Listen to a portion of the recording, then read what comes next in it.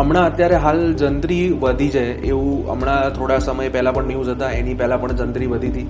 તો આ જંત્રી વધવાથી શું પ્રોપર્ટીમાં શું બેનિફિટ થશે કે ભાવ વધારો થશે, શું એનાથી શું ફરક આવશે? જો જંત્રી હમણાં રિસેન્ટલી 2023માં પણ વધેલી છે. હવે એપ્રિલમાં કહે છે કે 2025માં પણ વધવાની જ છે.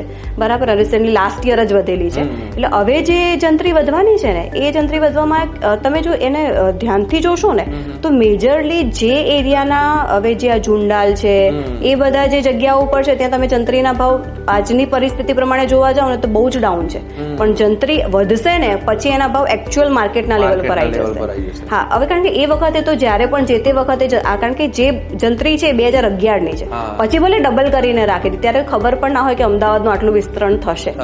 હા, એટલે હવે એ લોકો જે કરી રહ્યા છે કે જેમ બધા જ એરિયાનો સર્વે કરેલો છે કે આ સર્વે ઉપર આટલી જગ્યા ઉપર એ મિલકત છે તો એની વેલ્યુએશન એટલી હોવી જોઈએ કે ના હોવી જોઈએ. તો એ પ્રમાણે તમે જો બધી જ જગ્યાઓ ઉપર જેટલું બી માર્કેટ વેલ્યુ છે ને એના પ્રમાણે એટલે ઓબ્વિયસલી ભાવ તો વધવાના જ છે.